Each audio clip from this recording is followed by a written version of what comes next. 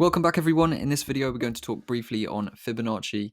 It's not something I use massively in my trading, but I do have a useful tip for you on Fibonacci, and I'm also going to show you the concept of premium and discount pricing.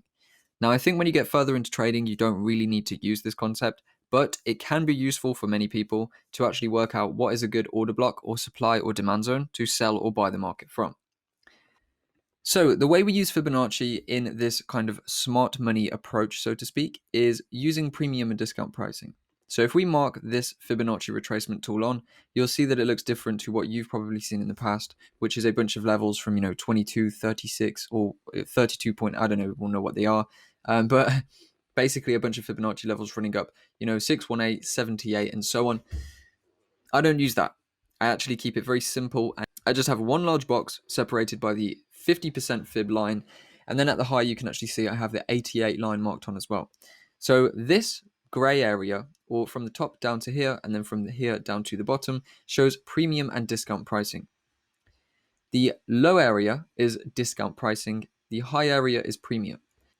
Now, remembering what we said about supply and demand and why it actually works and how it works, when the market is overpriced, people are happy to sell there because obviously profit takers are collecting a lot of profit when the market's overpriced, and sellers also see an overextended leg of movement that they can sell into because the market is likely to soon see exhaustion.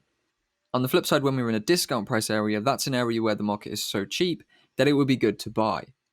So in a downtrend, how we use Fibonacci is mark it from, first of all, the top of the movement down to the low of the movement.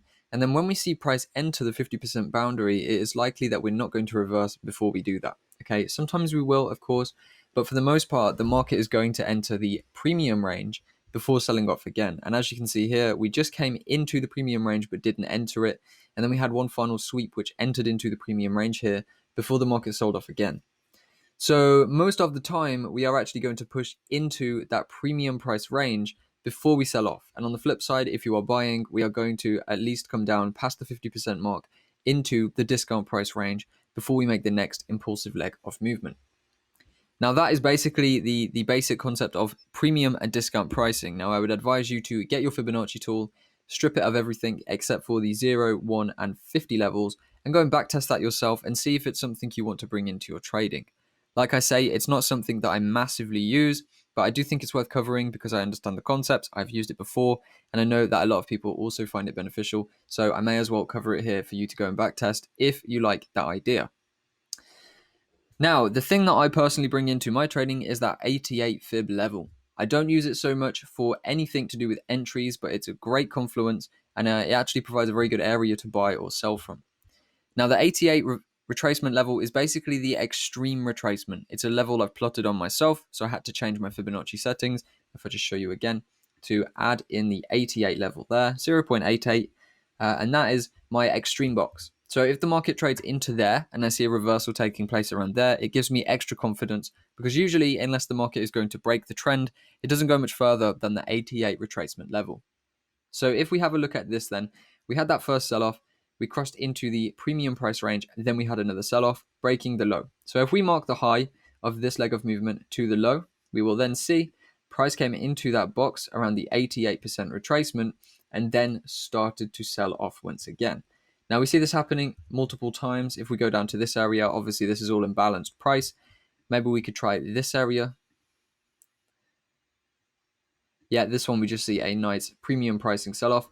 But this area just here looks like it's going to be a very clear 88% retest before selling off. So we connect the high to the low. And when the market came into the 88 level, that is where we then began to sell off. Okay, the 88 level is a very, very good area to actually build confluences and build ideas behind setups. Now in this setup here, and that is basically my use of Fibonacci. Short, sweet, and to the point.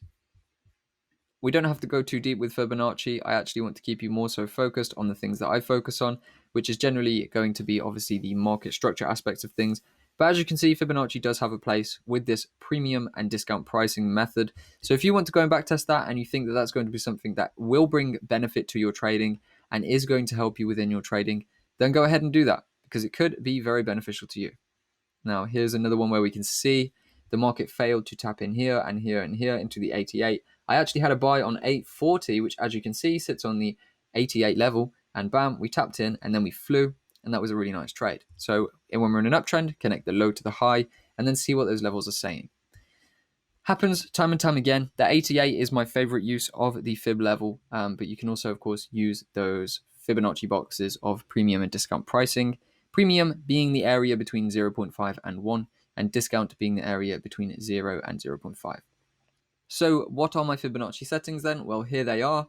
I've removed everything. I have 0, 1, and 0.5, and they all use the same color to keep everything neat. And then the 88 box is a green box, and I've just added 88 with a green box there, and that is all good. And then I've actually got rid of the trend line because I don't like the way that looks.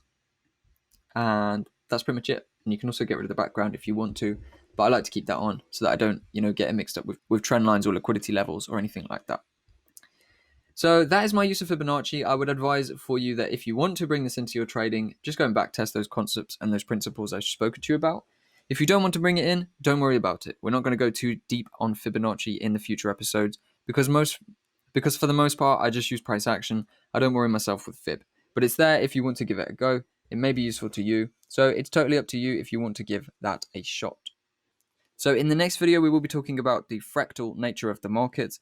That's a very important and very interesting video, which is going to set us up to move into the high time frame application and the low time frame application. So I hope you've enjoyed this one, and I will see you in the next video.